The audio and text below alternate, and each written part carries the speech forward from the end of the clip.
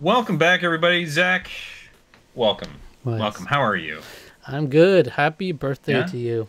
Well, thank you. I appreciate that. I appreciate that. Yeah. We're here celebrating yet another little slate of birthday videos. We're doing a little out of order this year, just due to some other circumstances. Zach on vacation, so didn't record for a week.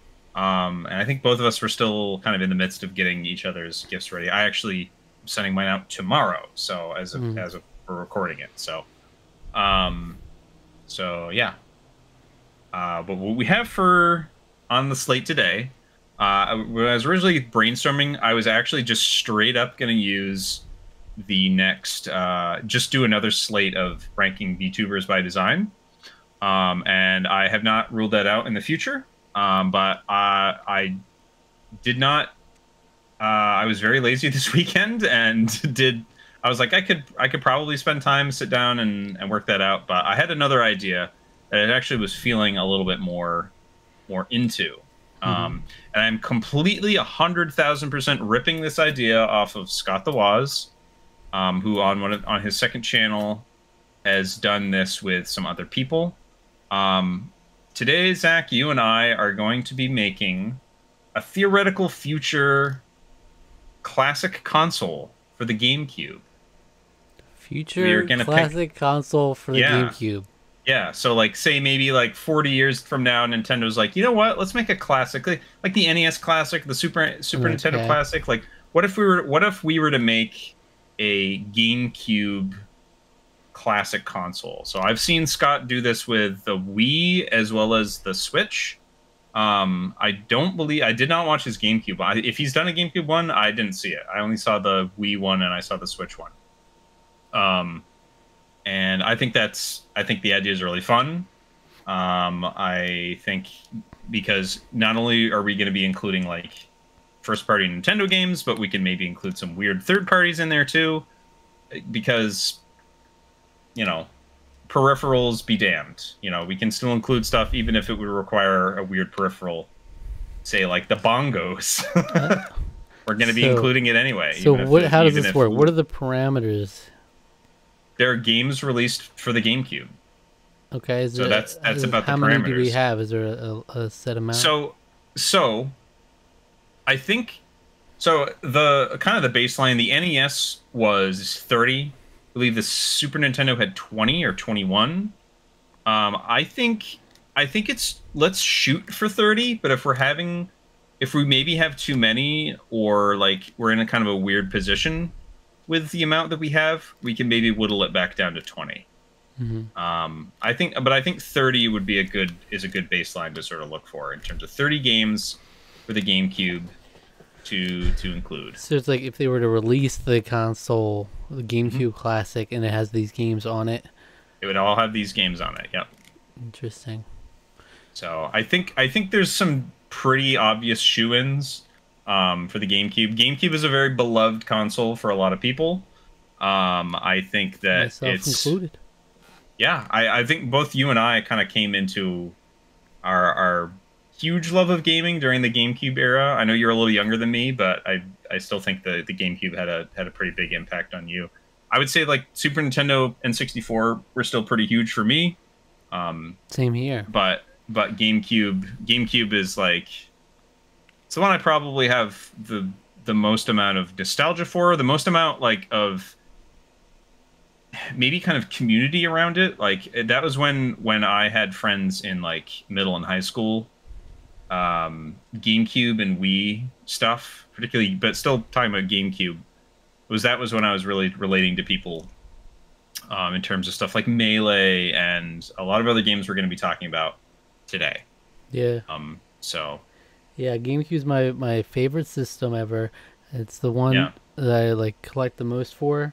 I have the most games for, and yeah, basically, when we were out doing our little game hunting in person, I was looking out for any GameCube games, and there was like one to be found the whole time, and but I try to collect as many as I can on that system. It's like the only system where it's like any games I don't have, I'm willing to get just to have them.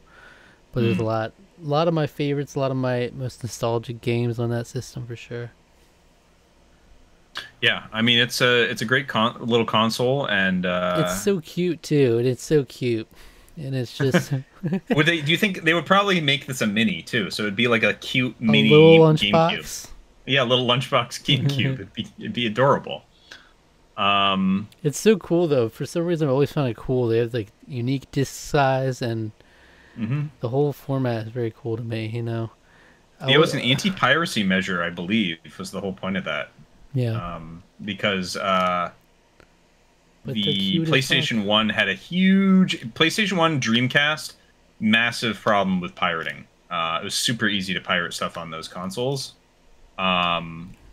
So that was sort of Nintendo's do a proprietary mini disc, sort of use mini DVDs as sort of a thing because it's not a very popular format and it's going to be way harder to pirate stuff.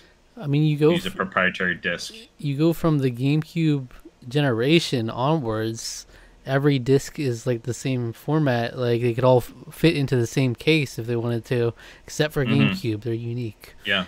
And then every now and then you get one of those GameStop cases of like a PlayStation 2 box with like a GameCube like in the middle. Oh yeah, it was the worst. I was like, oh no, yeah, that was the worst. And it's like you trying to be slick, GameStop. It don't work with the GameCube. You trying to be slick here with they it. Would do trying that, to be slick. They would do that with Wii games too. Like there would be like Wii games, but they're black. You can see the black on the side, and it's like a PlayStation 2 case. They just shoved it in. Awful. All right, so how we doing this? All right, well, let's get started. I think we can safely put down. So this maybe we want to use the paddles for. Okay, so what is going on this paddle? You expect me to fit 30 games on here? What? So we could each put down games that we think would be included maybe on our own respective lists, because I think there's ones that we're definitely gonna have very much in common. Well, that's why you use both sides, Zach. You have two sides. Okay. So I think starting off the bat, in release window. Okay. Nintendo, you can always expect your Marios, your Zeldas, and such. So I think it's pretty safe to assume that Luigi's Mansion is going to be included. Did every Mario Party? No. That's actually we'll get to that. I think we should get to that when we start talking. So we start talking about like so we can keep track. But were we have? Yeah, are we working together on one list here? Yeah, I think we're kind of working together on one list. I think we can sort of diverge maybe a little bit. So we shouldn't write it down until we're like both in agreement, right? Because if I'm like nah, then we should hold it until the end to debate it, right? I don't know. Yeah, maybe that's a better way to do it. But I'm not gonna fight you on Luigi's Mansion, but yeah, I think that's pretty easy one to say. Launch game for the GameCube. I mean, it's a classic. I actually have only played the demo of Luigi's Mansion. I've never played the full game. Poser. Yeah, and so I know I'm kind of a GameCube poser here. Yeah. Yeah, I mean it's great. It's like it's great. It like doesn't overstay its welcome. It's pretty short overall, but it's got a lot of charm to it. It's pretty unique and for its time, especially. It really revolutionized the sucking ghosts mechanic of video games. Yeah, I think Luigi's Mansion is a pretty obvious shoe-in. So we're going in release order. Is that what we're doing? We don't have to. We can jump around. Okay. I think so I just especially have my like backloggery up with the GameCube games I have, but that's actually probably not a bad idea. Because I know as much as I love the GameCube, there's still many classics I haven't played. Up until this year, I didn't play one, which I'm sure we'll include. I might as well say Resident Evil 4. Yeah, right? Resident Evil 4, I think is probably we'll just skip right to it and say so. Yeah, I didn't even think we can play it until this year. Yeah, so I mean it's a great game. It's a great game still, even on GameCube. It's still a really solid experience. So and yeah, what was the version of it you played? Yeah. Yeah. Even though I know the Wii, there's a Wii version, and then now there's a remake. So yeah, I played multiple versions of it. I think before Skyrim being on everything, the joke was Resident Evil 4 is going to be on everything. You know, because they kept re-releasing that, and because it's an amazing game. I mean, you know, there's no bones about it. It's a fantastic game. That's great. We're getting spooky. We're spooky right off the bat here. Luigi's Mansion and Resident Evil 4. Ooh. So I guess you could kind of just write them all down, huh? I guess so. I guess I could. It's your birthday. Let me rest. Yeah, we'll let you rest. We'll let you rest. Mine still isn't writing strong. Isn't writing very well. Okay, so yeah, we'll just use mine then. But, yeah, it's also like unique because there's really not many games like it on the GameCube. You know, you think of the GameCube vibe, you don't really think of Resident Evil. Even though there are a couple others on there, but yeah, we'll circle back because there's the Capcom 5, in which I think only 3 games ever came out from that. And I don't know. I don't know if any of them remained exclusive. Might have to look that up just to double check myself on that. I don't think any of them did, but back on the first party Mario stuff, Super Mario Sunshine. Yeah, I think that one obviously has to be included. I love Mario Sunshine. It's one of those things where it's like, I think it's often regarded as the black sheep, and I think it's having replayed it recently, in the last few years, I think it lives up pretty well to that reputation. I still think it's a great game. I do have a lot of problems with it. The blue coins being required for 120 stars is like one of the worst things in the world. And the Piantas say problematic things. We don't talk about that though. The Piantas say very problematic things, and just like you talk to this one Pianta in the corner of Delfino Plaza, just says blatant racism. Imagine that's like, welcome up. And I'm like, oh my goodness, who's these? In Pianta, you don't want to know what that means. Yeah. So the vibes are immaculate. The Super Mario Sunshine, though, it's such a weird game. I think it's one of those games where it's kind of, at the time, it was very like, no one wanted anything to do with this. Like, there's a period of time where like voice acting and like actual cool stories and games were being regarded pretty well, but then we have Mario come along, and the story is just bizarre. The voice acting's not very not very good. The mix is perfect. You know, the voices are just the right volume at all times. I love how you say that, because the mix is horrible in that game. It's so funny. Such a charm to it, though, isn't there? There is a charm to it. There's kind of like a B movie charm to that movie, to that game. I don't know what he says. But yeah, as much as I love Super Mario Sunshine, it's very nostalgic to me, and it's just such a good feel-good game. I love all the 3D Mario games, so I probably, if I'm looking at it, put it probably at the bottom, if not like second to the bottom of all of them. But I just love all of those games for the most part.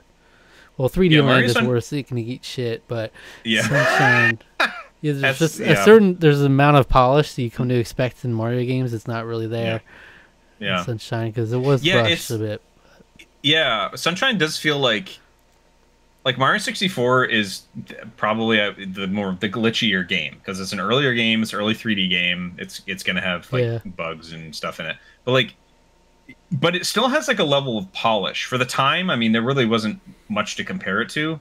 There's still a level of polish with Mario 64 that Mario Sunshine does not have, which is really interesting, and like a unique kind of example of Mario games, I think. So, but it's so definitely cool. I mean, it doesn't have a long jump, but it has different ways of, like, you can spray the ground and slide on it. There's some cool movement options in it still. But definitely. Are we alternating, or are we just going through randomly? Yeah, I think we can. We can alternate. That's not a bad idea. I got a vouch for Animal Crossing. Animal Crossing, one of my favorite games ever. Still, I think, my favorite Animal Crossing game. It revolutionized the whole genre, and like the real-time clock was like something you never saw in video games, and it's so charming. Yeah, originally an N64 game, but it got re-released on the GameCube for a worldwide release, and I think they added a bunch of stuff to it when they did so. A bunch of fully playable NES games are in it as well. Yeah. Which is really cool. Which Nintendo will never do again. Because they're now, never gonna now do they it want to again. charge you for every little thing, but this was like such a nice treat where you could literally go have NES games in your little in-game house. Yeah, It's awesome. that's one of the coolest little features I think that they've But it's ever such a included in unique something. game, and we take it for granted. Every time anyone talks about like anything even remotely close to it, it's like, oh, it's like Animal Crossing, but with this, or it's like an Yeah. Animal Crossing. Yeah, it's like people have such a broad brush of it now, towards like any life sim adjacent game. It's like Animal Crossing, right? It's like Animal Crossing or it's like Stardew Valley. Those are like the two that people. Yeah. But people it's like look at. the godfather of this genre. It's really, Yeah. and I love it. It's very nostalgic for me, and it's a real feel good game. So here's an interesting quandary. Now so I think because I definitely agree Animal Crossing deserves to be included. I'm not necessarily target demographic for that game, but it's one of the big heavy hitters of that console. So Pikmin. Mm-hmm. It's gonna be maybe we can maybe have Pikmin or Pikmin 2. I think we could have Pikmin 2 maybe as a maybe for now. Are we doing? Are we having one representative for these kind of things, or that's we the have thing? Both, or? Well, because we can. I think we can have multiple. Or we're gonna get. We're getting 30 games in here. I think we can have multiple in some. But yeah, I don't know if we can do multiple with all. Let's knock off one to start, like one or two, and then we'll circle back if we have any space. So in this corner right now, I think I'm gonna have like maybes. So I'm gonna have to say Pikmin 2. I think Pikmin 1. I think is probably just for setting Just for setting it, it's a launch window game for the GameCube. Came out in one of the first months of release, and I've still never finished Pikmin or any of the Pikmin games. Though I've dabbled in all the first three, and I have a lot of respect for the series, and I know people love it. And it's another really unique. Like GameCube was the breeding ground for a lot of unique experimental games, like not only like new things like Pikmin, but installments and series that are just black sheep, like Mario Sunshine. So yeah, cool. I think it's a game. I think you sort of have to have that. At least have to have at least some representation, because it was like that was a big deal when it came out. It was Miyamoto's like this is his first kind of big creative enterprise since like the Super Nintendo days or whatever. You know, it was like the first original creation he'd done. That was sort of his baby for the GameCube, and it's really like been one of the only things he's done since. I mean, there hasn't been like an original that was his specific original creation. So Pikmin is still very special to him. You know, thank goodness Pikmin 4 has been a pretty big success. So yeah, I've heard so many good things about that game. Yeah. So next up, I mean, you gotta have The Legend of Zelda: The Wind Waker. I think so. That's another one. It's in the same vein of Mario Sunshine in that it was like at the time, people were weirded out by it, and it didn't fit the mold of what they came to expect exactly. But now, people look back on it a lot more fondly, and I love it. I played through it for the first time a couple of years ago as well, for the Gents Challenge, and yeah, it's one of my favorite games ever now. Yeah, I think it's great. I mean, it definitely holds up. I think the HD version has some improvements to it, but I played the original quite a number of times growing up, and I'll never forget. I think I want to say the first time I beat it. I don't remember if this is true or not, but I think one of the first. If it wasn't the first time I beat it, I know there was one of the times I beat it was on Christmas morning. I woke up like really early, and I was like sort of towards the end of the game, and I I just wanted to. I was like, man, I gotta beat it. And so I did. Great game. I mean, it's just there is again, we've been sort of reviewing the Pirates of the Caribbean movies. There's a really the sense of exploration. You're on the open seas. Sure, there's not really a whole lot that's all that interesting to really interact with on the open seas, but it's still like it still does encapsulate the fun, the adventure of sailing around. You know, it definitely captured my imagination Yeah. a bit as a kid. So And I mean, yeah, I played it only recently for the most part, so it's ages like fine wine. I did mm, play it on the Wii U, but it's still so pretty on the yeah, GameCube. I love the art yeah, style still. yeah. People are back and forth. I think a lot of people don't care for like the bloom lighting effects and stuff on the Wii U. I think both look great.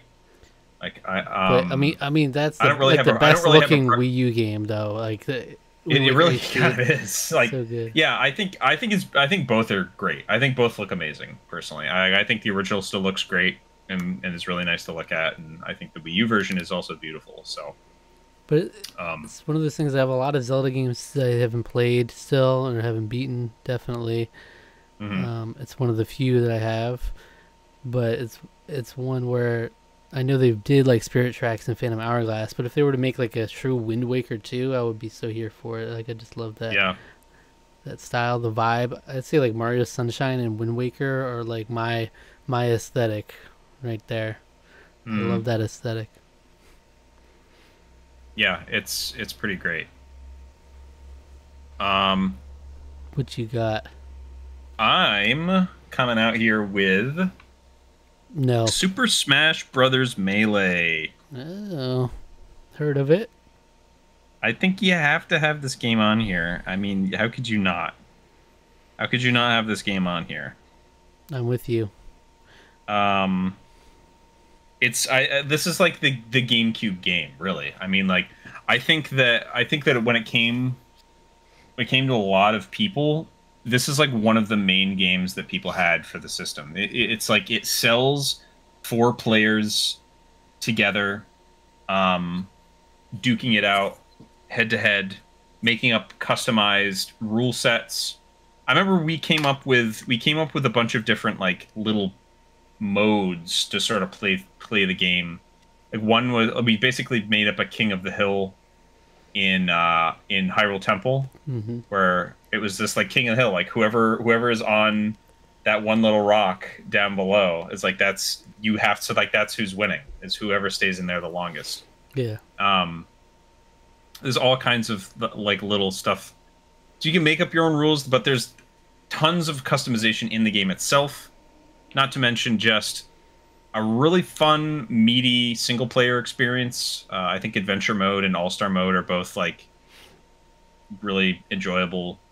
They don't overstay their welcome. Adventure mode's maybe a little long if you do it with every character, but it's fun. It's a fun little thing to do, and um, that's still been one of my favorite things. I like getting a fresh file and seeing how quickly I can go through all the single player content. I've done that probably 3 or 4 times Hmm. throughout my life, and I like doing it because I remember memorizing from like Nintendo Power back in the day, like memorizing, oh, this is how you unlock Luigi, and this is how you get Mewtwo, and this is how you get all these other characters, and so in Mewtwo you have to leave the GameCube on for like 10 Yeah. hours or 15 hours or whatever of gameplay.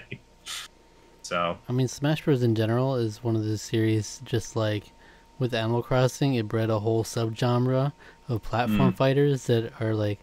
There's so many of them now. Um, Melee was such a big game for a lot of people, and very nostalgic for me. Smash, I was like so into every new release. I was there for at midnight, and Melee was kind of like the main starting point. I started with 64, but Melee is really where I got into it as a kid. And then what I was doing just last night. I was watching people play Melee competitively in a tournament. It's yeah. crazy. I still love that's one of the only games that I watch competitively is Melee. I love it.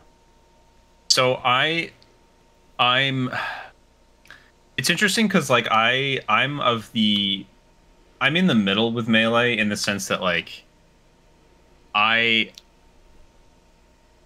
I'm the one that nominated it for this, but I think that Melee is just a smidge overrated, and the only reason that I say that is the reason that people love it competitively so much are for reasons that like they're basically reasons that weren't originally like intended by the game. And Right. that's not a slight to the Melee competitive community because like it's fascinating. It's kind of amazing how the game has continued to like live on through the meta game of the competitive scene. That's kind of where I'm at in terms of like I think I would certainly not put it necessarily above Brawl, which I think Brawl for its improvements even then of single player content. There's some very confusing decisions that were made for essential reasons of like I wanted to make it a party game and not a competitive fighting game.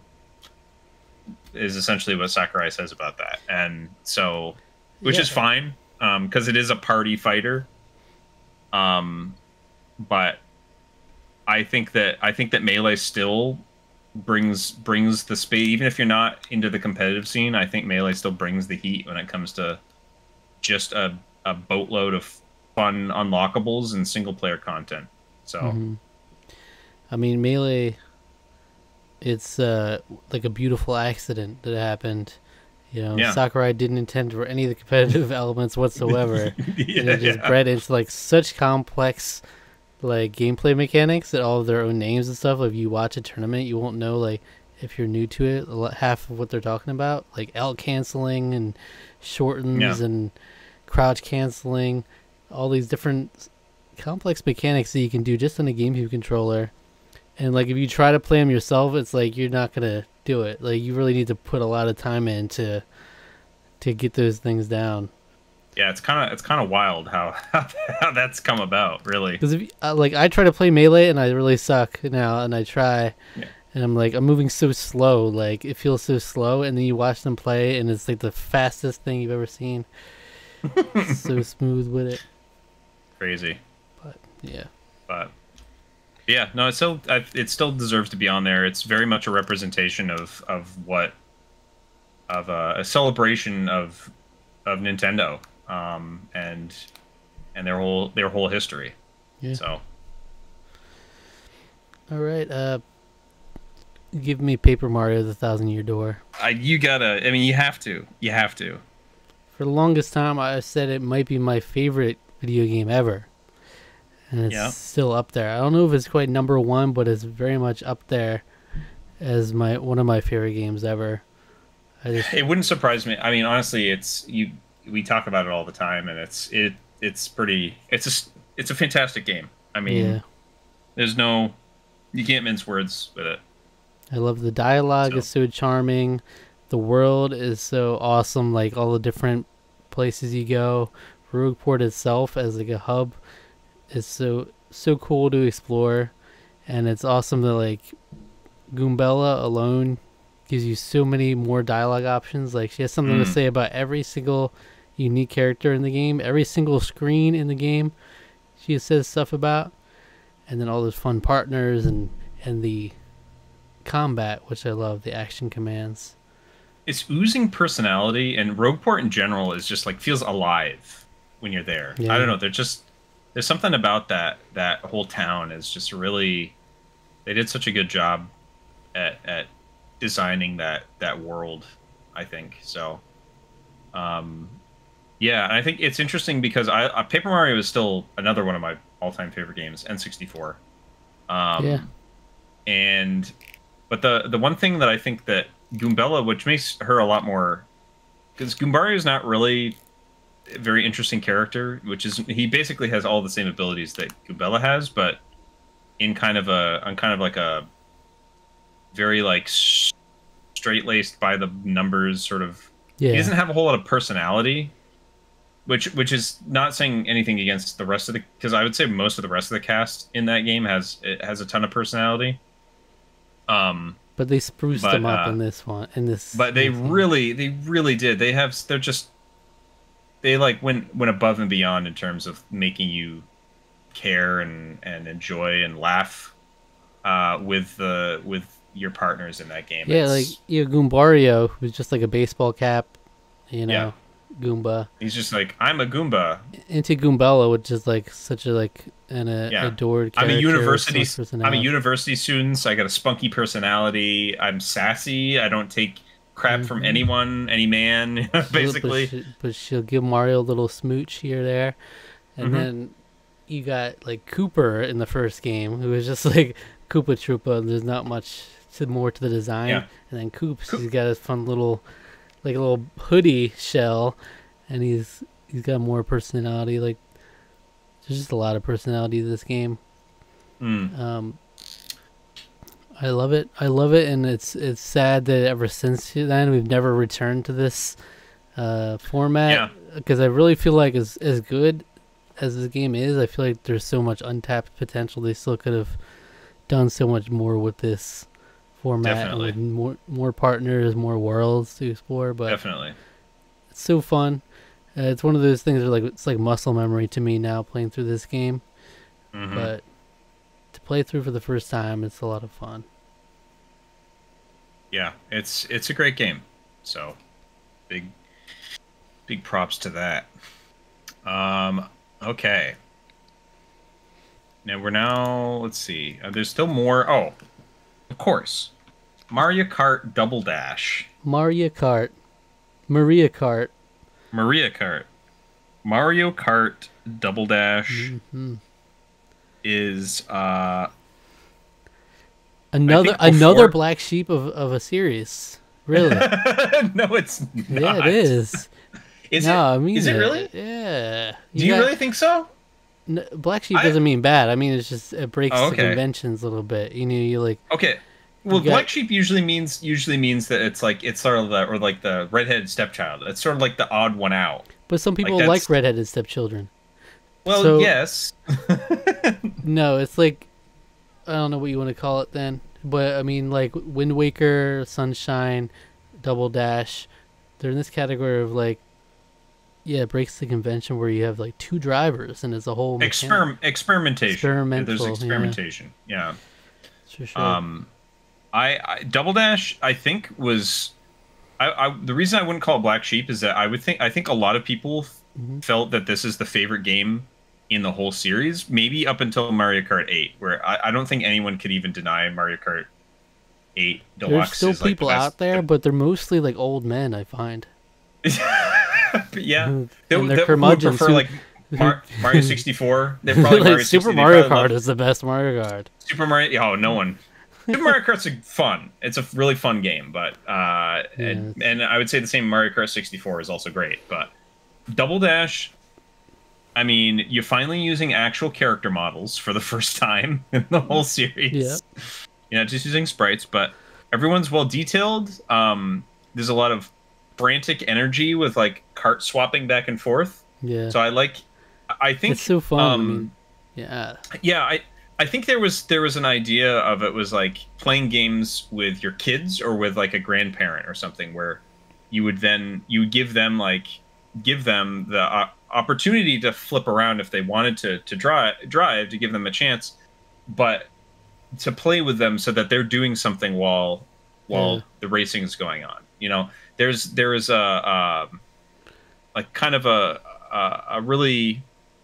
thought put into that idea of trying to get people to sort of play together in a unique way that was not around in earlier kart, really any other kart racer that I can think of. I mean, maybe there's some that had like a 2-player option like that, but I think it did it in such an interesting and unique and fun way. Yeah. This is also a game that featured 16-player LAN support, which to me sounds like one of the greatest things ever. And I don't know how many people utilized it. Yeah. Well, you have to get 16 people for one thing. That's tough enough. But then you also have to have 4 GameCubes. Or wait. No, for at least 4 GameCubes, right? Yeah. Yeah. 4 by 4. Duh. You have to have 4 GameCubes, 4 And then TVs. you have to stack them on top of each other, and it's a whole balancing act. I got lunch, Yeah, kids. I think that would be. I think that's such a cool thing that they had support for that when that was just not really a big. Like it wasn't even. Yeah. No other game uses anything like that. I don't think on the whole console. So, yeah. I mean, I think it's great. It's a great game. I think all the tracks are nostalgic in their Hearing all own the ways. music playing in my head now. Yeah, I'm hearing it too. It's distinct. It's very memorable. Yeah. And it's got a lot of personality out of all the Mario Kart games. It's got like probably the most personality. And Well, it's very influenced by Sunshine. Super Mario Sunshine in particular has a lot of influence on that game. So beach and its look and its feel. So and yeah, that's close to my vibe that I like right there. yeah. It's very adjacent to that. Hmm. But yeah, they had the character unique items too, which was cool. Like certain characters would have their own items. That's such a fun idea. Which is really fun. They did that. So, yeah, absolutely. Yeah, it's a great game. I'd like to get people together to play through that, play some of that again. It's just a fun little romp. Yeah. Oh yes. No, we must include Fire Emblem Path of Radiance. Of course, it would be ridiculous for them not to. I don't know why they still haven't released an HD version of this. Well, first of all, this will never happen because they're cowards. They would never do this. But, yeah, because they won't even give us. Yeah, they won't even give us the Radiant collection on the Switch or something. Yeah, they're not going to give us a beautiful GameCube classic with all these a lot of these high value games in there too. They don't. Well, they thankfully they did Paper Mario finally. Thousand Year Door. They finally did that. But yeah, I've heard nothing but good. Heard nothing but good things about this game. Yeah, that's the thing. Is like I want to say you got to play it, but it's hard to tell someone you have to play it when it's like so expensive just to access it without like an emulator. But and you want to be able to people to be able to play it properly. So that's why it would be nice if there's a Switch version to be like, now there's no excuse, just like with Thousand Year Door. But it's my favorite Fire Emblem. It's so good. Ike's in there. I think it's the only Fire Emblem still that I've actually finished out of all of them. So, but it's the one I started with, and it's just brilliant. It's brilliant. Yeah, it's you'd think like with Ike being such a prominent character too, right? You know, you'd want to try to in Smash Brothers, you'd want to try to make games with him in it. People like Ike. We like Ike. And just it's so weird to me because it just writes itself. Because Radiant Dawn is literally like a sequel to this Fire Emblem. It's a very beautiful package. But of course, if they were ever to do it, you know damn well they're splitting that thing up. You know. God forbid they ever give us two games in one. I know. Metroid Prime Remastered. We're going to do Wind Waker HD, Twilight Princess HD. We're going to do Path of Radiance, Radiant Dawn. It's the pricing structures of these games also make no sense to me because like Metroid Prime Remastered was 40 bones. And that game I would have paid 60 for. I would have paid 70 for that game. That game, it was amazing. That remaster. You going to complain about that? No, well, it's weird because something like that is that much, but then, what was it? There was like another one that came out that was like $60, and I was like, why is that $60? How much was Thousand Year Door? Mario, was that? I think Thousand Year Door was 60. Mario versus Donkey Kong, I think was 50. I want to say. And that game's ass. Which is so confusing. Why is that $50? That could not have cost that much. Like, whereas Metroid Prime Remastered was like there was a lot of love and care put into that remaster. It almost feels like a remake. Yeah, they're all over the place. It's weird. I mean, even outside of remakes, I mean, Princess Peach Showtime should have been about $15, and I paid full price for that for no reason. Yeah. Oh, that's too bad. But anyway. But it's so great. The music is great, even if you just go listen to the music of Path of Radiance. Yeah, the music of Path of Radiance. I remember really liking the GameCube or the the selections they had for like Smash Brothers. Yeah. Path of Radiance music is really Yeah, good. like listen to like the Black Knight theme and stuff. It's Yeah, like, that Black Knight theme is get so the good. brass Yeah. out. And there's a lot of that in these tracks, so it's good. It's really good stuff. And give it to us. Give it to us on the collection for GameCube Classic. Indeed. Okay, well, we've mentioned it a few times.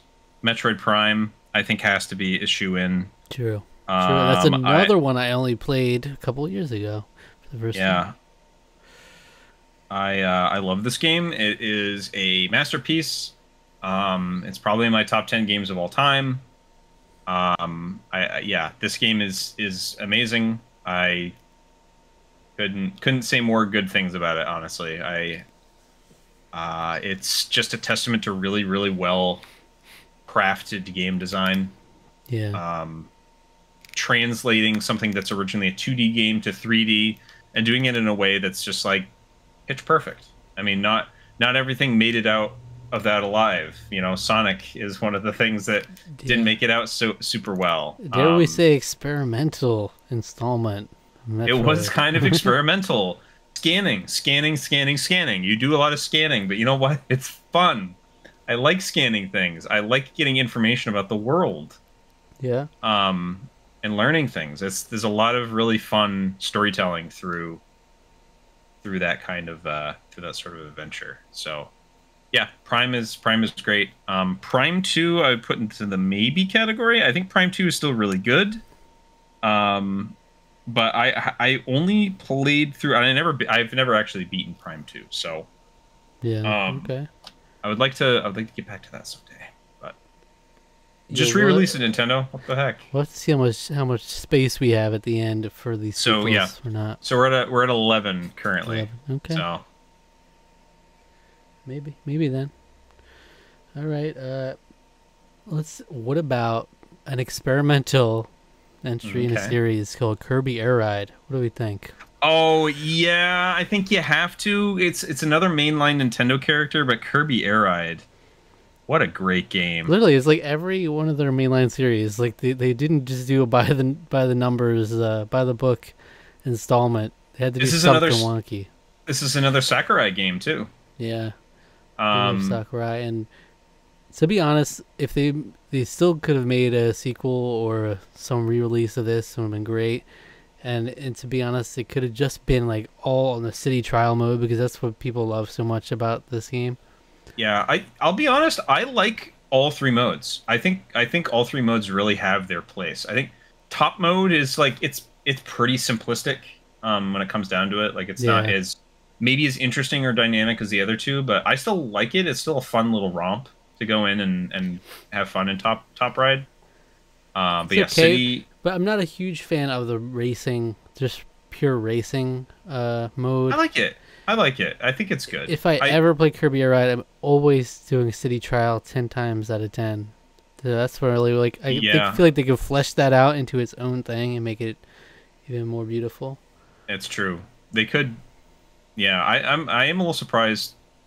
It does feel like a game that's ripe for a reimagining almost. Especially in this time where like these games like Fortnite is almost like a semi battle royale. Like they could even turn it into more of a purely battle royale type thing. You could do that, yeah. Because it's such a unique little thing where you go around the city, you do little challenges or events. Random events will happen on the city, but you're collecting power-ups for an inevitable challenge. And I'm now hearing the bounce event music is now in my head. Yeah, exactly. You know that one where it's like it's sort of like a yes. Yeah, it's so good. The music. Oh yeah, well, just the music in general in that game is fantastic. I will also say it's just a great soundtrack. Yeah. But it's so cool. You can go around and fuck each other up in your carts, and like you can hop off a cart, grab a different one, like. Right, so you're going around and you're doing events, but you're also like gaining upgrades for, like finding upgrades for the different air ride machines that you can find around. Those are randomly dropping. You can find pieces of like the 2 legendary air ride machines which are just like busted and will Yeah. be My really Dragoon is powerful. busted. Yeah. The Dragoon is busted. There's also the other one is like I don't remember what it's called, but it's sort of like the Vine one. That one's really good Yeah. in the combat centric ones, because that one will just destroy everything. I'm So telling you, there's still so much untapped potential here. there is. You There's could a lot have of so much more. Like if you just yeah. flesh this out, you could have so many different events, so many different challenges at the end, and more shenanigans to go around. It's a pretty great game. I think it's a lot of fun. I think another thing that's really cool about it is the fact that it has like its own built-in achievement system, and those are ridiculous. Those can get ridiculously hard. Mm-hmm. And when the Switch 2 comes out with its built-in achievement system, they're gonna have some good ones there. Yeah. Well, I say here's the thing. Here's the thing about that is that I had a friend, one of my friends. Well, not just one of my friends. Dubs' roommate. Dubs has been on our channel. One of my friends. His roommate in college was trying to do all 360 challenges in that game without using any of like the special hammers. Basically, it's like Brawl used hammers. I think it was just like checkboxes where you could unlock ones. He was trying to do it without using any of those. I was like, man, those are hard. That's a hard game. And he got pretty far along in it, but I think he eventually oh no, his memory card corrupted, so he lost all that information. Cool. Which is like, that's like the worst thing. He didn't back it up. Mm-hmm. So I was like, well, that's rough. But it's another game that's very emblematic of this period of Nintendo. Yeah. And would be great in the little classic. Yeah, I think people sort of poo-pooed it a little bit because of it's very much like the single button to do everything. It was a single button. It was sort of like the big. People were saying maybe it's too simplistic in a lot of ways, and maybe it is. Maybe that's why the racing doesn't work as well for me. Maybe that's why racing isn't as interesting as other things. But I think it's still pretty solid overall. But yeah. Okay, moving right along. Star Fox game. Which one do we include? You gotta pick the right one. Which There's one? only one answer here. Is there only one right answer here? Yeah. I don't know if I agree with you. We don't have any like rail shooter score attack type games. Yes. Those are still a thing. I think Star Fox Assault at least should go on here. That's the correct answer. Okay, what's wrong? What's wrong with Star Fox Adventures? It's just Assault is way better to me. You know, I love Assault. I think Assault is actually an amazing game. I mean, Adventures, it's pretty cool. I've never played it all the way through. It's quirky, and again, it's very experimental. But it wasn't a Star Fox game. Exactly. It's not a Star Fox game. For me, it just didn't hit as much as Assault does. Like Assault's a classic. I even loved the multiplayer on Assault, playing that with my friend. And there's some jank to it when you get out on foot and do some stuff, but I love on rails. It's crisp. I think it's an extremely well made game. I like the story a lot in it. For what it's worth, but it's just fun. I think they really the soundtrack alone is like. It's basically remade versions of all the Star Fox 64 music, with some original tracks, and all performed by like the Tokyo Philharmonic Orchestra. It's all done by an orchestra. It adds this sense of like epicness to the everything, because all the music in the Star Fox games are great, fun and enjoyable. So. Yeah, Assault I think it's just a really solid game. I think it's a slept-on game. I don't hear tons of people talking about it, but I think the last great Star Fox game that we've had. It kind of is, and I'm a Star Fox Zero defender, but I'm pretty alone on that hill. You're big on Guard. Star Fox Guard. I've literally never played it. You're a big Guard head. I've literally never played it. I have it. I mean, it came in the dual pack that I got or whatever But how have of the we game. struggled But so much? Like you had such a winner here. You just spruce yeah, it. Like they always veered too far off on these things. It's like had some yeah, winners here. Paper Mario: The Thousand Year Door, and then we just go off the rails. Super Paper Mario is great, but then we're just off the rails from there. You know, yeah, Star Fox Assault, and then ever since, just Star Fox is just a mess. But yeah. I don't know It has how. been kind of a mess since, but yeah, Star Fox Assault. I mean, it's a great. I think the multiplayer is amazing in this game. I Yeah. remember playing my friend David. Him and his sister. When I go and visit him, I we would always. This is one of the games that was sort of a standby where we'd play this, and it was just ridiculously fun. Because like I love being on the ground and like getting stuff to like destroy ships, but then going and finding ships and like attacking people with the ships when they're on the ground. Yeah. It's so much Fucking them fun. up, yeah. Yeah, But it's great. if you have a buddy next to you, you can have a stack of GameCube games and you can just be there all night, you know? Yeah, There's some great multiplayer fun on this system. easily. Yeah, Absolutely, Star Fox Assault for sure. yeah. Well, and a story of my Dubs' roommate. Also, I think I lent him my copy of Star Fox Assault, and I remember him being like, oh, difficulty levels, and he's like, oh, gold, what's that? And I was like, man, I don't think I've even beaten the game on silver, and I played it before. Hmm. And he was just like, gold it is. And then he got stuck on like the fourth or fifth level, and I'm like, yeah, because you're playing the game on the hardest difficulty from the get go. Anyway, that's a fun memory. How many games are we in now? We now got 13. 13. Oh, we got plenty. We got That means we have plenty plenty of to room get through. for. We can get some third parties in here, you know. We can get some more. I some was more- waiting till the end to make sure we get all the Okay, first parties that I want in there. that's We'll fair. see. If you, well, I mean, whatever you want to throw in, but Yeah. I want to say personally, Mario Power Tennis. Have you ever played Mario Power Tennis? No, that's an interesting choice. Why are we going with this one over Mario Strikers? Is my question.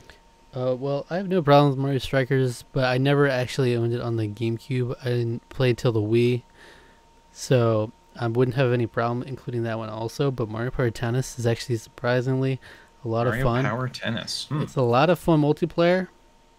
Especially if you can get 4 players of Mario Power Tennis that are uber competitive, it's gonna get crazy because it's a lot of fun just on the foundation. It's a lot of fun, but then they have a lot of fun special moves and stuff. Obviously the Mario shenanigans of their sports games, where you'll be leaping across the stage, making some crazy plays. You know? Mario Power Tennis. Yeah, I never played it. I've my experience with most of the Mario sports games was mainly on the N64. I never played the GameCube one. I never played the game. I've only played like a little bit of Mario Golf Toadstool Tour. I've heard people say really good things about that game too. Yeah, that one I haven't played yet, too. Yeah. So, I mean, and I love Mario sports games in general, especially this era. Once we get into like the later ones, it gets rough, but Yeah, around it GameCube does time, get you rough. can't go wrong. Like, I love all the different Mario sports games of pretty much every sport. Like, I wouldn't be mad at any of them. Well, because they included a lot of stuff, a lot of things to do, unlockables. I don't remember Mario Strikers having all that much to unlock, but I remember that game just having a really solid, fun, like baseline to play it, anyways. That like it didn't matter that it didn't have much to unlock because it was still fun to play through, and like.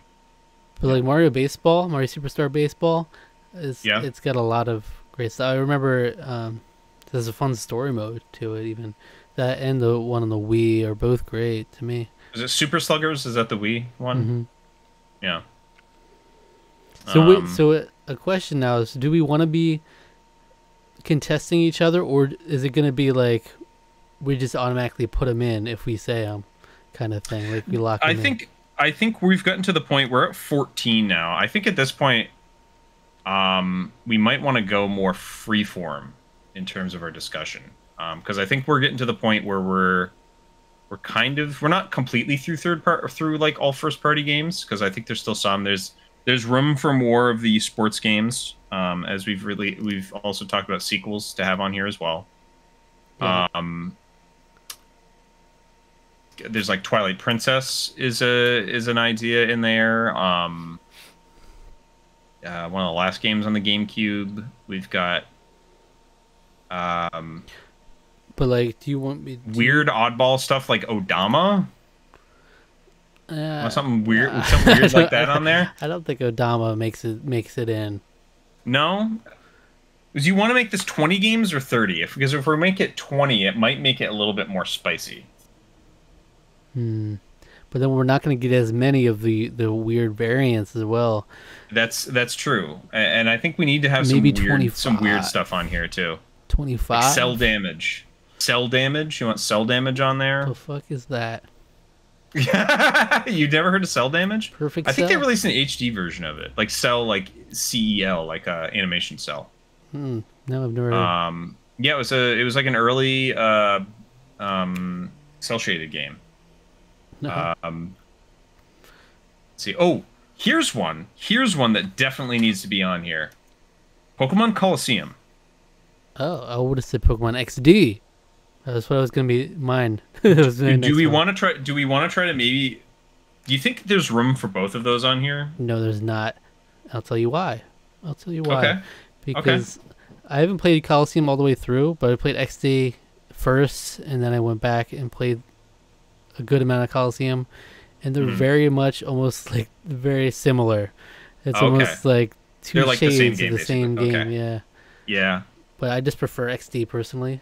Well, Dark Lugia is a much more it's such a badass cover. Thing. I mean, that clears any box art battle I've ever seen. That is a pretty awesome. That's a pretty awesome cover. Yeah. I think Pokemon XD is probably a better bet. Yeah, I think it's. I love that game. It's still so cool. The shadow Pokemon like mechanic of it all, and it's very charming. And it's like the first. It's a sleeper Pokemon console game before Pokemon console games were cool. So we have some other stuff in here. How about? Oh, so you're just going for it. Yeah, I think let's continue to discuss. I think we can make it more freeform, because I think we've gotten most of the big heavy hitters on there out of the way. Most of them. I think we get one of the Mario parties in there. It's a representative. So my only real experience with Mario Party on GameCube is 5 and I think 6. 6 or 7. I don't remember which one. It might have been 7. I've played and watched people play 4, and that game is boring AF. It's really bad. I don't like that game. I think there's fun mini games in it, but just playing the boards in that game is just dreadful to watch. 5, super fun. I love 5. I believe I traded 5 in, and I highly regret that. I love that game. Yeah, a couple Lots of years of really ago, fun moves in that. As I was in the heyday of my GameCube collecting, I went sure I had to go out and hunt down all the Mario parties. Yeah, because they could be pretty pricey at times. Yeah, I think that's probably going to be like one of my last big conquests on the GameCube is doing that. Because like there's no way I'm forking down the money for Path of Radiance. But the Mario Party games, I love Mario Party just in general. Most of my you and I are both pretty big fans. Yeah, I love Mario Party, and most of my experience with the GameCube ones were back like in Blockbuster days when we would rent them. Yeah, like I never owned them growing up. I was always renting them, so I'm not very good at differentiating these 4 GameCube games, so I don't have like a necessarily horse in the race, so I would be fine with any of them as the representative. Really. So 5, the thing 5 had, it had like a super battle mode where you would unlock like bits of like a car, like a battle car to make that you unlock in like the rest of the story modes stuff. I think you just unlocked them by playing the game repeatedly. 6 had the day and night thing. 6 had a day and night cycle, which I think people have said really good stuff about. I think 6 and 7 both used a microphone. Oh yeah. Odama be damned. Odama be damned. I Thanks, think we Odama. should. Yeah, it's hard. It's hard to say. I mean, like I'm very partial to 5. I don't know. I don't know if 6 and 7. The thing I like so much about 5 is capsules. Basically, it's like Yeah. you get free capsules, which you can then choose to place on any space that's like within a certain distance ahead of you, or you could use it as an item as well. And that's anything, any of the things in the game. You could do that for like a hidden block. You could like maybe use it, pay 10 coins to use it, and then get like maybe 15 coins out of it or whatever. You could try that, which it doesn't make sense. Or you could throw it further down, and maybe hope to land on it. So there's like a lot of like chaotic element to that game, which makes it really fun because you can just basically litter the whole board with spaces that have different events on them. So that's why that game always stands out to me. That was a game I also played a lot. I didn't have the other Mario Party games, and that was one I played a lot with friends. So, All right, send Mario Party 5 to Hollywood. Okay. I don't know if that's like the fan favorite in the Mario Party it's community. Just tested. It's my favorite though of that era, just simply for the fact that I haven't played the other ones. So I really, for the longest time, been wanting to find a way to play through every Mario Party like chronologically. Yeah, I would like to do so that fun. as well. I love them. So how about like, yeah, so we give. Do we want to put maybe another one of the Mario sports games on here? I think Super Mario Strikers is a pretty good choice, personally. But I mean, I wouldn't be mad at any of them. I love Mario Superstar Baseball. I haven't played the original Strikers, but I wouldn't be mad at it. And Mario Golf Toadstool Tour I've heard is great as well. Yep. Yeah, I remember enjoying what little I played of Toadstool Tour. But send Mario Strikers. Send them in. All right, we'll put Super Mario Strikers on here. Are we going for 30 or 25? Lots of Mario on here. Maybe settle on 20, 25 maybe. 25. So we could switch one of these out if we need to. Yeah. All right. So okay, Super Mario Strikers. You can kind of read it in there. This is what I mean. At the end, we can kind of maybe have like a full list that we sort of flash on the screen. Can we send one of the Donkey Kongs in? That's one thing I wanted to talk to you about. Which Donkey Kong? Because they're all kind of not great on this system. No, I love them all. Are they really that good though? Send Donkey Kong Jungle Beat to Hollywood. Is Jungle Beat? Can you play Jungle Beat with a controller? Probably, but you're a coward if you are. It's so quirky. You're sitting there with your bongo. Sell me on Jungle Beat. Honestly, I have most experience with the congas, but it's just a rhythm game. I mean, if you want some rhythm game fun, we could do that. But Jungle Beat's just so unique. It's like so weird. You're playing a side scroller with the bongos, but it's fun.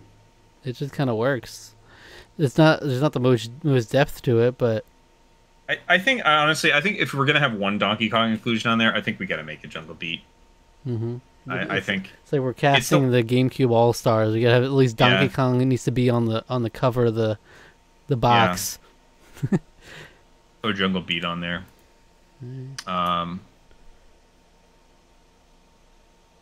So we do want third party because we're getting pretty close without any third party. Yeah, we could probably do 30. We could probably do 30. Is if we start putting some of the weird ones on there. We do have a couple third parties on here. We have one third party on here. we have Resident Evil 4. That's our third party so far. Yeah. So but it's an exclusive, right? Doesn't necessarily have to be. But at this point, it's kind of hard to guarantee. Is Resident Evil 4 an exclusive? No. What was that on? Because it came out on the PlayStation 2 afterwards. It was originally an exclusive. Originally, though. Yeah. It was originally an exclusive. But if I'm throwing in a wild card pick, one of my most beloved games on the GameCube is Tony Hawk's Underground 2. Okay. You can put this in maybe. That's one of my favorite games ever.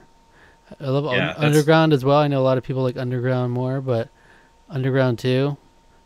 Oh, it's so cool. It's so fun.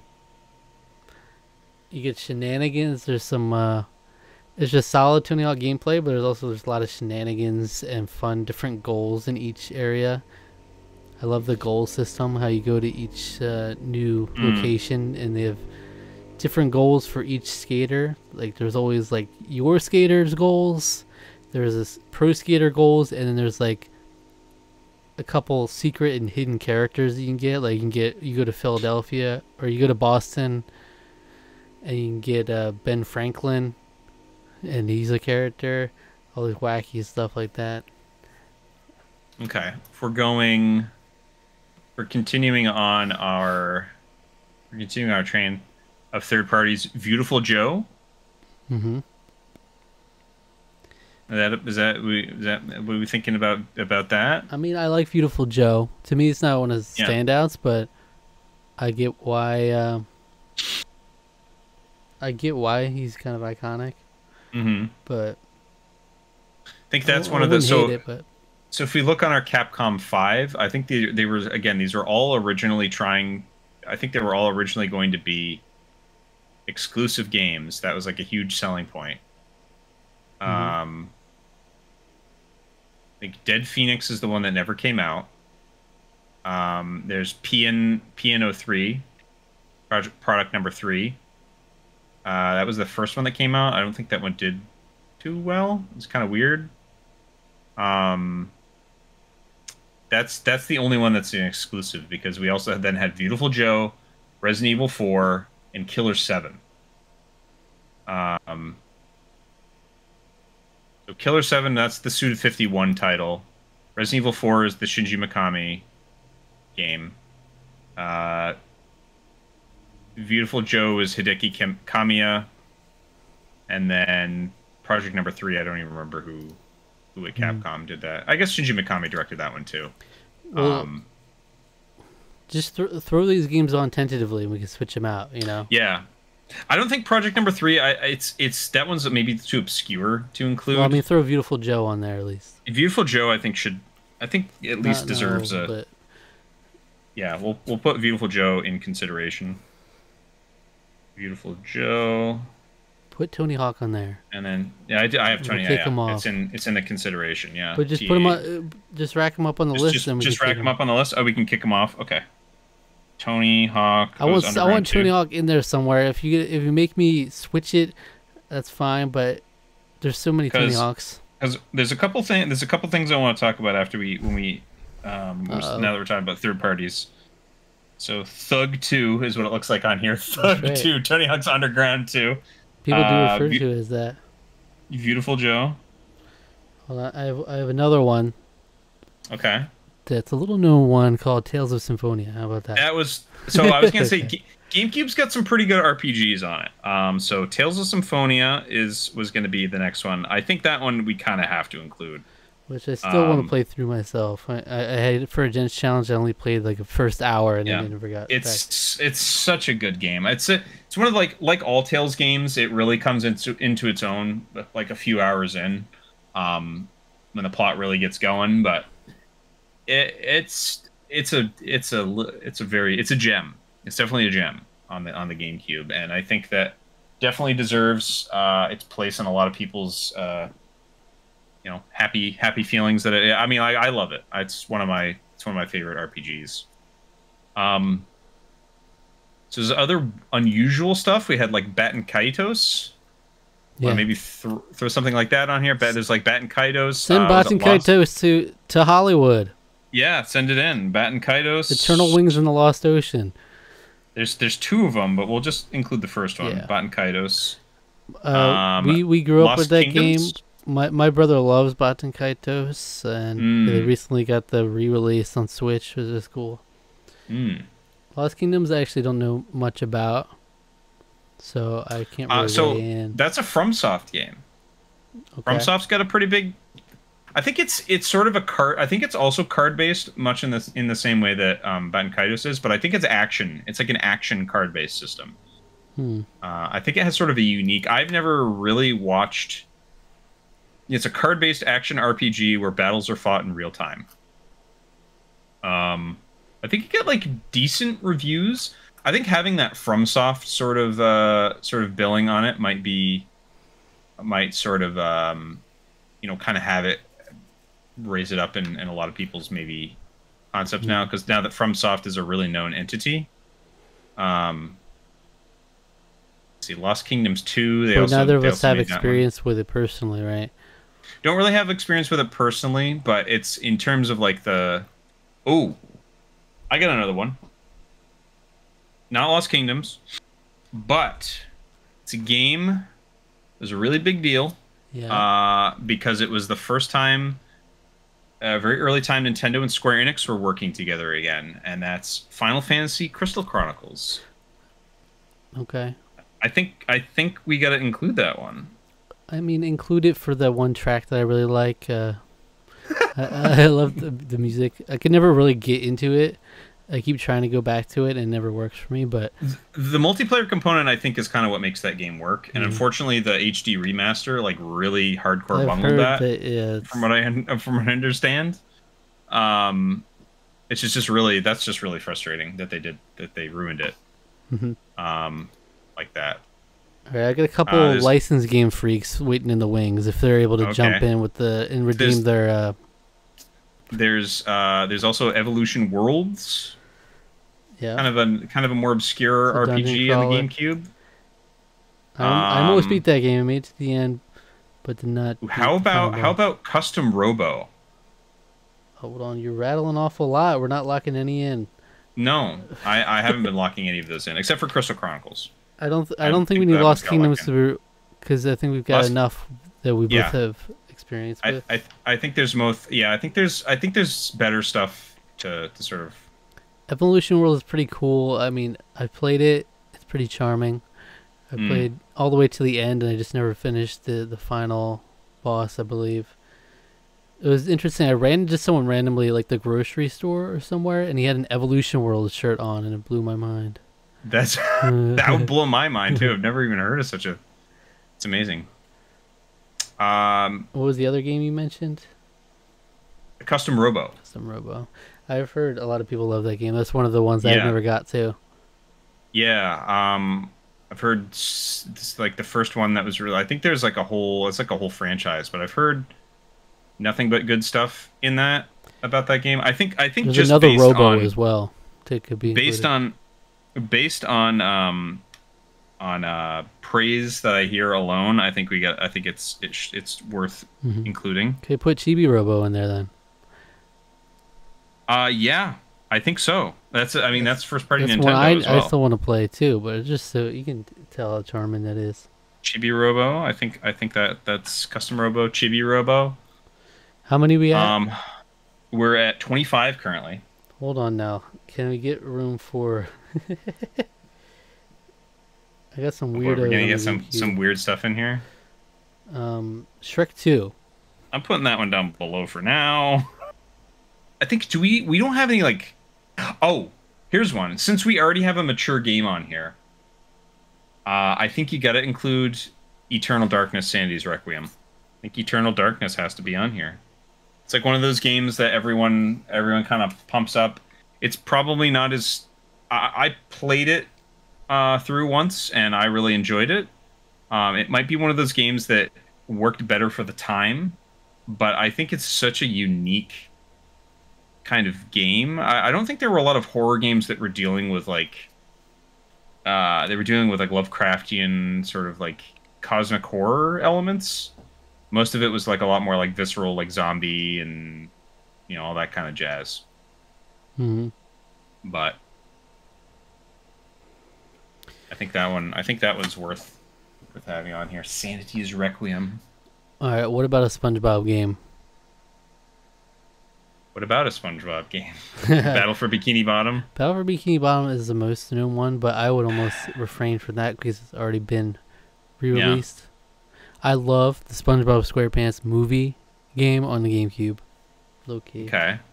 Gonna put that down below too. See, because licensed games are gonna be a lot harder to sell, I think. Well, that's what I'm asking. SpongeBob SquarePants. What are we basing this on? The movie? Well, you gotta figure out like There was a Polar Express game on the GameCube. I guess it was the era. Oh yeah. I'm like rolling through here, looking through Robotech Battle Cry. That was the one I played. Blood Rain. No, get that out of here. That game is not indicative of. Well, hey, since we're talking licensed games, Simpsons Hit and Run. I mean, if we're putting Simpsons on, you gotta give me some of my personal ones in there. I have Simpsons Hit and Run on the PlayStation 2. Yeah, well, the Shrek 2 is also on the PlayStation 2. Yeah. Yeah. I'm saying that's why these are down below, license. Maybe so here's the thing. We could have our 30 mainline game. Maybe we'll throw in some like a little 5 licensed gems, third-party gems. Wait, well, put Cars on there then. No. I'm not putting Cars on there. Yes, put Cars on there. It's so good. Okay. It's good. It's an open world Cars game. I mean, you're going around, you're getting quests. I mean, come on. So I would say like Star Wars Rogue Squadron 2 would be worth having on there if we didn't already have Star Fox Assault. That didn't exist. I would probably say put Rogue Leader on there because I think Rogue Leader is a great game. Probably would go in there, but I just haven't played it. However, there's a big game. There's a big game that we still haven't talked about, but I think it's a game that's worth consideration. It's interesting that there were 3 Beautiful Joe games on the GameCube. I plumb forgot about that. Red Hot Rumble was the 3rd one. No, but there's a couple of games that were one of which that we're really missing. We're really gonna slap ourselves silly. Neither of us has probably played it, which is probably why we didn't think about it. Wario World. Yeah, but I feel like I've heard mixed things on Wario World. What about WarioWare Mega Party games also? If we're including one, which one are we? Do we include the treasure platformer, Wario World? I don't know. I've heard mixed things of Wario World. I haven't played it myself. WarioWare was pretty good. WarioWare on GameCube is mid to me as far as WarioWare games go, so I won't think we need it. Do you think we skip Wario? Because Wario's still a big kind of contender. I would say like Wario World's never gotten re-released. I think that one might be a little harder to find. I've never really seen that game out in the wild. Let's put that on there just for that. Just for the fact that it's hard to find. You can't get it. Well, if we put Cubivore on here if it was really if we were really talking about that. No, the real big game, the other big game that I was looking through that I saw that I can't believe I hadn't mentioned yet was Soul Calibur 2. Mm-hmm. Okay. Another Namco. Just for you get the Link exactly special edition there. He's never been in any of the re-releases because of course he wouldn't be in any of the re-releases. The Sims 2. We have Animal Crossing. Animal Crossing, I think, does a pretty good job of getting our life sim. Out of a whole list that doesn't cover all Sims. This is the broad brush that people try to paint things in. But I think sim games is that's not selling. That's not going to sell a mini console.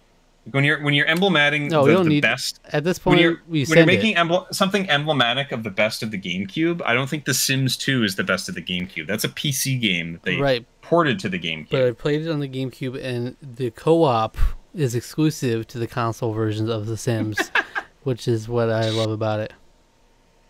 Skies of Arcadia Legends. We already have a couple of RPGs on here. We probably need to include that. My brother loves that game. Yeah, I've heard really good stuff about it. Maybe if you re-release that game on here, maybe you could actually include the Dreamcast soundtrack. But they should already be making like a Switch version of that or something. I don't know why they haven't. Sega, get it together. Re-release that game for crying out loud. Yes. All the rest. Shenmue's Deep Sea Adventure. Yeah. All the rest I've been looking at my list of GameCube games this whole time. Mm-hmm. All the rest of mine are licensed games, pretty much that I would even want in there to begin with, except for like Harvest Moon. But do we throw in Prince of Persia: The Sands of Time? Um, Third party. This is released on the other consoles. I don't think so. Yeah, maybe not. Prince of Persia's got a new life now. Well, we could have some of our... Oh, no. I've wiped away some of my other things. Wiped some things away. What about Beach Do Spikers Virtual Beach Volleyball? Do we look at possibly including some of the sequels that we didn't include before? So that's Pikmin 2, Metroid Prime 2, Twilight Princess. Well, Twilight Princess would have been, I think that would just be in there. That's not a sequel. I think Twilight Princess would probably be in there. Yeah, I think you're probably right. Just to give it to the people. It's an amazing game. I think people have. It's one of those things. Zelda is like always one of those weird series where people like kind of hate the new one, and then they eventually like look back on it a lot more fondly. I think the GameCube version of Twilight Princess is just a better all-around version of the game. I mean, yeah, it doesn't have motion controls, but the motion controls didn't really add all that much to it, except for aiming. Aiming was like the only thing that was like, oh, this is clearly better on the Wii. But we do a Mario Superstars Baseball, Mario Golf Toadstool Tour situation. There'll be a lot of sports games, but yeah, I think we got. So Toadstool Tour, actually, so if we have like a golf game on here. Sure, throw Toadstool Tour in there. Toadstool Tour, we're now at 29. So this one, what people would say we're omitting, personally I'm not a huge fan of it, but it's one of the iconic GameCube games, F-Zero GX. Oh, yeah, I can't believe we hadn't, of course. Yes, that is a definite yes. Yeah, I'm actually a little kind of with you on that. I like F-Zero GX, but I don't know. There's just something about it that I'm not like the biggest F-Zero person. Yeah. It's like too fast and. So I think the only oddball to me in here is the Tony Hawk's Underground 2. Because Odama would be one. I know you're not. It's just weird and oddball. There was a pretty big marketing push for that game. I don't know how well it sold, but that was like to sell that was sort of done to sort of sell the kind of the microphone. I just remember trying it a little bit and like not even bothering, but I was a kid. I still have it. I've never actually tried to play it, any significant amount of it though. So here's another one. Metal Gear Solid: The Twin Snakes. So this is a version that was not directed by Hideo Kojima. It was a remake of the original game. It was directed by I don't remember who actually. The cutscenes were written and directed by Ryuhei Kitamura. People are very against this game, and I don't really understand it personally. I think there's elements of it that I get why they don't like, because I think they say like, oh, because you can go to first person, this game was never designed to have any first person functionality at all. The original Metal Gear Solid, and that totally breaks the game and makes it way easier. I think that's true, but there's nothing forcing you to go into a first person's perspective at literally any point in the entire game. I think it's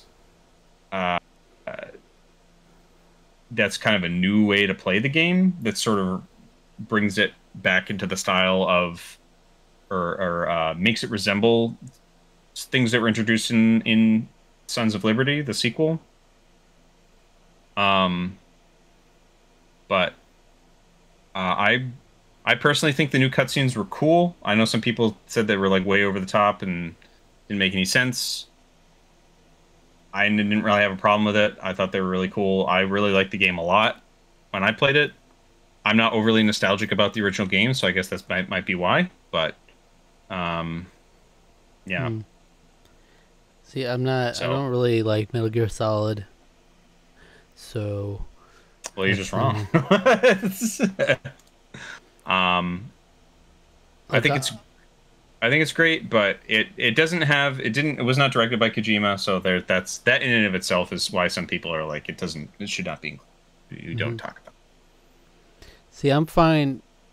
To me, it's perfect if you just give me Tony Hawk and wipe the rest of the licensed games or whatever. But we in addition to that, we also have stuff like if we're doing licensed games with the Return of the King game, Lord of the Rings: Return of the King. Did you ever play that? Man, that's such a good game. I'm looking through other third parties like James Bond 007 Everything or Nothing. I think is an amazing game of the era. 007 Nightfire was a pretty decent FPS. Everything or Nothing was like a third-person shooter, and that was really something pretty unique.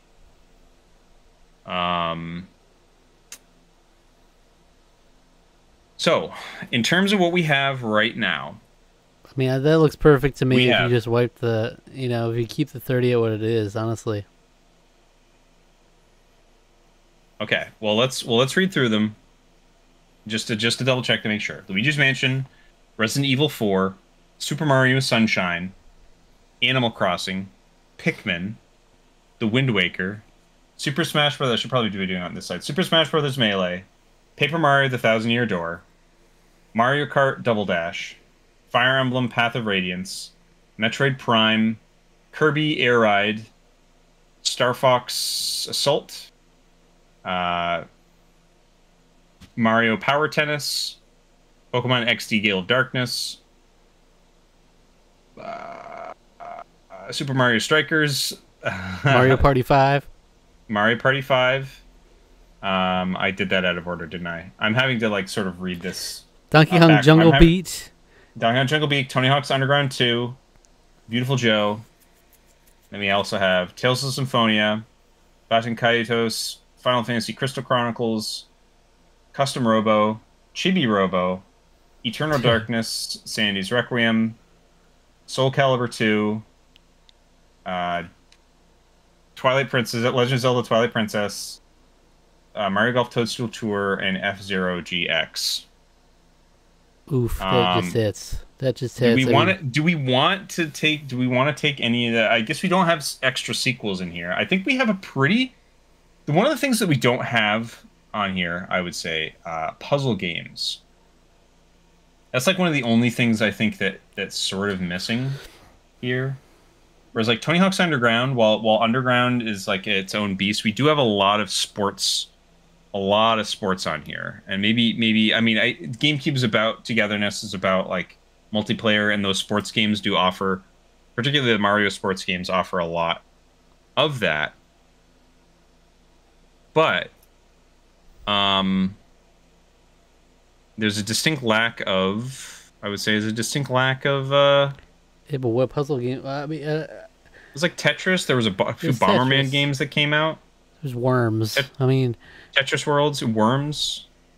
It's Beyond Good and Evil. That's not a puzzle game. Yeah, people would probably have that in there, but if I have no personal attachment or have personal experience, I'm not really gonna rally for it too much because I can't speak for it.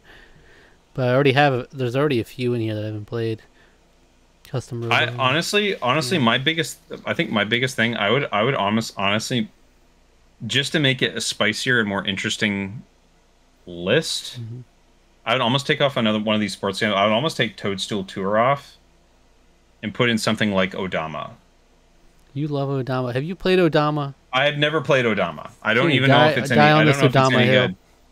I don't know if it's any good or not, but it's a unique thing that's exclusive to the GameCube. It's a unique experience exclusive to the GameCube. And I think if you're gonna talk GameCube, I think it's like it's something that you need to at least consider. You can never talk about the GameCube without Odama coming up. I tell you, you're on the. Well, I bought it. I bought it from one of our Discord server members recently. So it is on the brain. It's one of those. It's one of those games that I want to, when I hook all my GameCube and Wii stuff up, I do want to play it. So I I do need to track down a GameCube microphone though, so that's a Yeah, I problem. actually But don't own a microphone either. Yeah, I don't know whatever happened to the original one. But I do have Odama here, and it's gone unplayed. well, we didn't include like Disney's Extreme Skate Adventure. We did not. Or Donald Duck going quackers. Well, I'm telling you, all the licensed games I said at the end, they're all gems. Seriously gems. But just obviously they wouldn't be in the collection, but yeah, in my personal collection they would be. Cars is actually a good game on the GameCube. Shrek 2, Sims 2, all good. I think Simpsons Hit and Run is a really great game too. I've heard like that. I think it was like one of the first, kind of one of the first.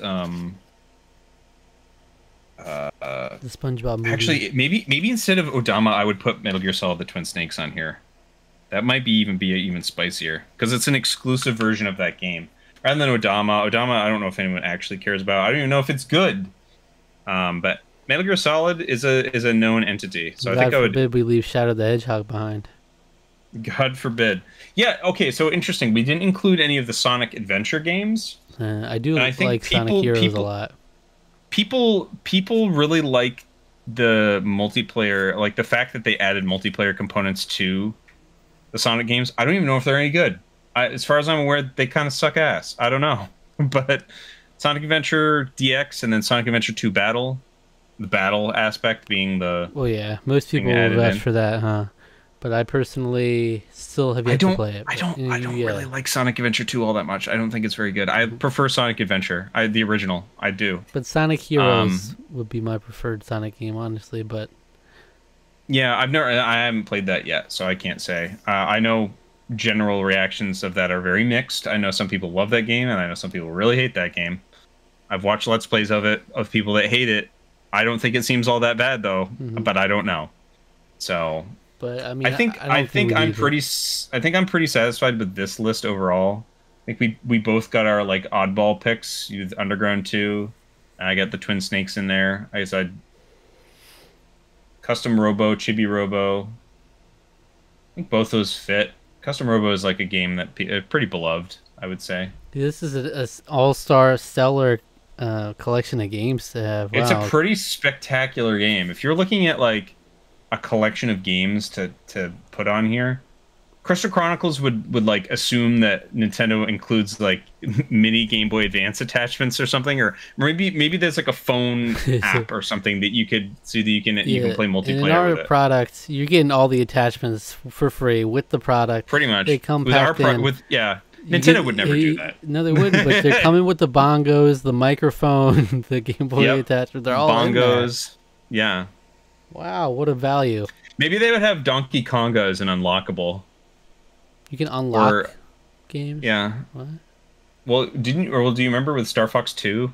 That was an unlockable game. You had to play through you had to play through Corneria in the original Star Fox in order to unlock Star Fox 2 on the SNES Classic. I don't know if you knew that or not. I did not know that. Yep. Wow. That's a list of games I'd take home to mama, that's for sure. Wait, what the heck? There were 3 Donkey Konga games? I only know of 2. 3 was only in Japan. Oh, it was Japan only, that's why. Wow. So, but Donkey Konga is wild because it's so random. They have a random mix of songs where it's like everything from the Pokemon theme to like Mary Had a Little Lamb and Bingo. And there's Rock Lobster. It looks like Rock Lobster. Yeah. They have Louie Louie, We Will Rock You, Losing My Religion. Yep. By REM. Yeah, some really weird like pop and Hungarian Dance Number 5 in G minor by Johannes Brahms. What a weird selection of music. So Donkey Konga not on the list. But Donkey Konga not on the list. Would there be anything on here you would be willing to kick off to include Donkey Konga? I mean, personally, I would kick off one of the games I haven't played. Yeah. But I think actually the only one I haven't played might be Custom Robo, technically, out of this. Oh, Eternal Darkness I haven't played, but... I actually have never played it either. Do we wanna get a little spicy? Custom Robo. Yeah. Let's kick Custom Robo off. All right, let's do it. We're putting The Donkey superior Kong on game. there, baby. Just because if Nintendo's going to be including the attachments, you might as well make use of it. Get 2 games out of it. Come on. You get 2 games out of those bongos. Imagine Donkey including Konga, a whole attachment for 1 game. Like, I like how against including Donkey Kong I was now, but I'm at this point. I think it's more fun to have it. Yeah. To have the idea of that being included. They have the Kirby Right Back at You theme as well in there. Kirby is the Kirby is the But it's wild. You get whiplash going from track to track because it's like literally Bingo is one of the songs. You sit And there, slow ass, boom, boom. Bingo was his name. Oh. But yeah, We Will Rock You. It's the very like you literally it's left, right, clap, left, right, clap. I think it's fun that we have. I think it's fun that we have also just the one license game, Tony Hawk's Underground 2. That's right. It's the definitive license game representative. If we're, I almost want to throw Simpsons in. We don't have any racing games except for Mario Kart, but I don't know if F-Zero GX. That. Oh yeah, that's true. We have F-Zero. You're right. We literally have it. It's right there. It's right there, buddy. So we have racing. We have sim. We have multiple. We have Kirby Air Ride also as a racing game. Strategy. We got Fire Emblem, Path of Radiance. We have RPGs, Thousand Year Door, Tales of Symphonia, Batten Kaitos. We have rhythm game. We have platformers. We got a really good mix here of pretty amazing games. There you have it. Well done. All right. Damn. And no matter what the price, you're getting a damn good value because, like, one of those games will probably be like the price of this whole system. Pretty much, honestly. Like, try to buy Path of Radiance. Yeah, seriously. Try to buy Path of Radiance. There's a little challenge for you. There y'all have it. Wow. There's your 30 games. Let us know your thoughts below. What games did we snub? Were there some gems that we left out? Should we put Odama on there instead of? No one wants Odama on there. Except for me, apparently. But use your microphone. Cut some of them out. Tell us now if you have a microphone attached. If you say it now, we'll respond. We'll respond to what you're saying. Whoa! I want to see how much. I want to see how much. I want to see how much money Cubivore it goes for. It is about $530. Disc only, with some schmutz all over it, is $252. Go to Path of Radiance, which I'm probably buy discs with schmutz on it. Yeah, probably Path of Radiance is probably around the $300 mark right now. Would be my guess. Oh no, it's still $200. Okay, it's level. That's stayed right around there, I think. It's worth it. CIB is about $250. But what's that? Cats in Black. Cats in Black is yep. All right. Well, there you have it. There it is. A big meaty dive into the GameCube library. Yeah, so there it is. I think paring it down to 20 would be just that'd be almost too much to try. Yeah. There's so much goodness on the GameCube that we didn't even include on there. So because there'll be a whole other segment of the video just trying to make cuts. Yeah. To make that fit. It's true. It would be devastating. We did talk, but I wanted to. I didn't necessarily know if we were going to deep dive on all of them, but I think it was a good time to do so. Like I said, me and you love the GameCube, and it's just good to talk about a time in our lives. You know, I was in middle school, high school.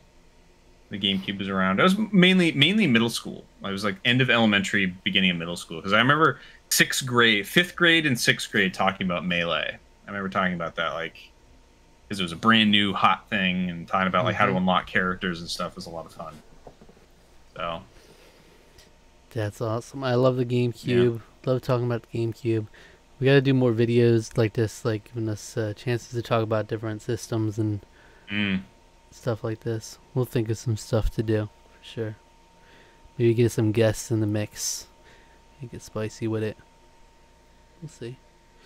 Yeah. On the horizon, we'll have within a week or two, we'll have the gift exchange up, where we'll be exchanging gifts for our birthdays, and see that all unfold on camera. But stay tuned on the channel. We've got more things on the way as always. We've got Survivor every week. We've got movie reviews, currently going through the Pirates of the Caribbean movies. We've got more discussions like this. We've got a lot of series we still want to get back to and discussions. So it'll be fun. If you enjoyed this video, check out our video where we talked about what we would want for the Switch 2 back when it was just a twinkle in our eye. Which is still, we still know just about as much about it now than we did then. To be perfectly honest, I really hate these little Nintendo presentations where they're like, there will be no announcement of the Switch successor. And it's like, come on, give us at least a little bit of a bone. Nothing. Yeah. So maybe in October, maybe in September or October we'll get something. Got to give us something. Because I think the Switch reveal was in September, wasn't it? It was like in late September, I think, in 2016. Maybe so. So, yeah. But thank you for watching. If you enjoyed, subscribe to the channel, like the video, and leave a comment, and take care of yourself.